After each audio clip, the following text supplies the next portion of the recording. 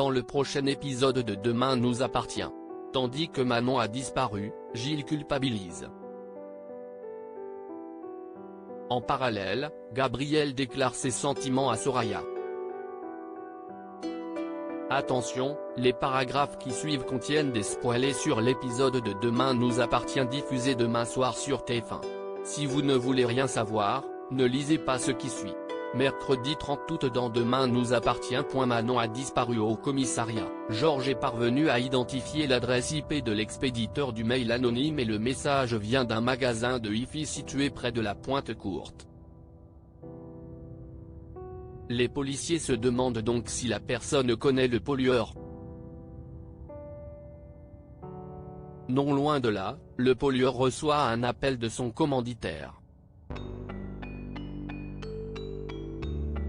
Sachant que la police le traque, il accepte de faire une dernière action avant de tout arrêter.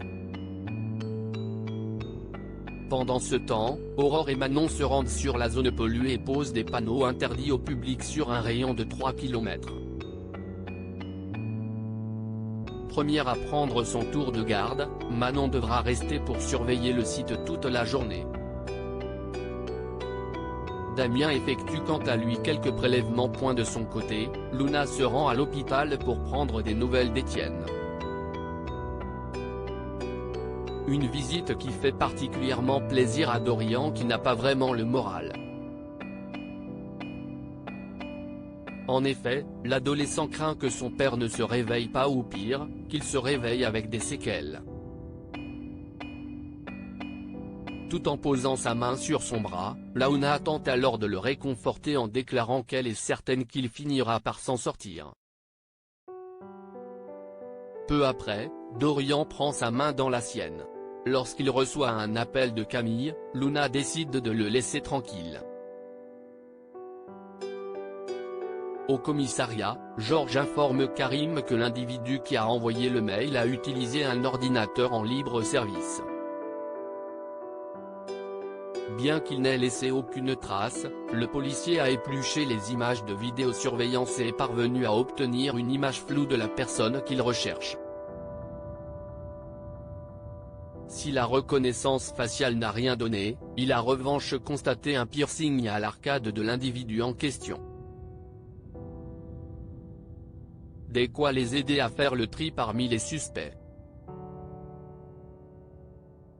Le capitaine Saïd demande donc à Georges de lancer une recherche sur les activistes de la région. Plus tard, Myriam Becker débarque au commissariat car elle est venue passer la semaine à 7.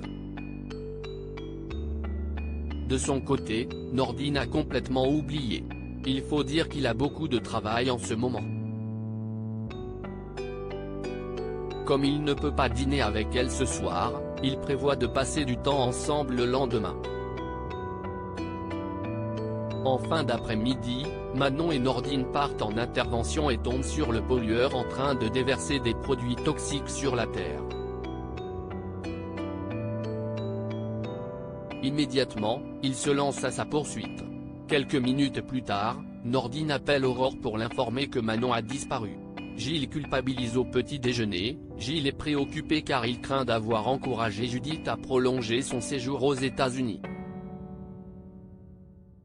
Tandis qu'il n'a aucune envie de s'attirer les foudres d'Alex et Chloé, Marianne estime quant à elle qu'il est temps que sa petite fille coupe le cordon avec ses parents. Chez les Delcourt, Alex et Chloé se sont fait à l'idée que leur fille allait s'absenter pour plusieurs semaines. Même si elle est soulagée, la jeune femme aimerait toutefois savoir si son père parviendra à gérer le mât en son absence. Bien qu'il assure que oui, Judith aimerait malgré tout lui expliquer quelques petites choses avant son départ. Par la suite, ils se rendent au mât où Judith montre à Alex le code couleur qu'elle a mis en place pour gérer l'organisation des commandes. L'ostréiculteur saute alors sur l'occasion pour lui donner une photo d'eux afin qu'elle ait lors de son voyage aux États-Unis. En fin de journée, Gilles donne un coup de main à Alex au mât. L'occasion pour le frère de Marianne de présenter ses excuses à Alex pour avoir poussé Judith à prolonger son séjour. Heureusement, il ne lui en tient pas rigueur. Gabriel déclare ses sentiments à Soraya. Carly et Gabriel prennent un café au Spoon. Bien qu'il ait installé une application de rencontre sur son téléphone, Gabriel ne cherche pas une aventure d'un soir. En effet, il a envie de rencontrer quelqu'un avec qui il pourrait vivre une belle histoire. Rapidement, Charlie comprend que son ami lui cache un truc et qu'il pense à quelqu'un en particulier. Non loin de là, Lisa passe la journée chez Aaron. Dans la mesure où elle commence à avoir faim, le médecin propose de lui réchauffer de la ratatouille. De quoi faire beaucoup rire Lisa, qui finit par expliquer à son compagnon que Simon a déposé ce plat fait maison à Soraya pour la séduire. Seulement, Aaron connaît bien cette ratatouille puisqu'il achète la même au rayon surgelé. Sans attendre, Lisa envoie un message à Soraya. Pendant ce temps, Simon et Soraya déjeunent au Spoon. Prévenue par son ami, elle profite de ce tête-à-tête pour lui faire comprendre qu'elle est au courant que ce n'est pas lui qui a cuisiné le plat qu'il lui a déposé la veille. Sans hésiter, il admet la chose. Le courant passe plutôt bien entre les deux avocats, qui s'amusent d'ailleurs de la situation. En parallèle, Nour débarque dans l'établissement. Après avoir fait les présentations, Soraya l'invite à s'installer à leur table, mais la jeune femme décline puis se rend au cabinet Perrault pour parler à Gabriel. Sans tourner autour du pot, Nour explique être tombée sur son profil sur une application de rencontre avant d'ajouter que cela l'a rendue triste. En effet, elle a l'impression qu'elle ne fait plus partie de sa vie alors qu'ils étaient amis. Une fois qu'elle lui a présenté ses excuses pour avoir fait n'importe quoi avec Vince, Nour propose qu'ils restent amis sans aucune ambiguïté. Une offre que Gabriel accepte avec plaisir. Au cours de la conversation, Gabriel apprend que Soraya a eu un rendez-vous avec Simon. En fin de journée, Gabriel profite que Soraya soit de retour au bureau pour la questionner sur son rencard. Et autant dire qu'il ne comprend pas pourquoi elle perd son temps avec l'avocat.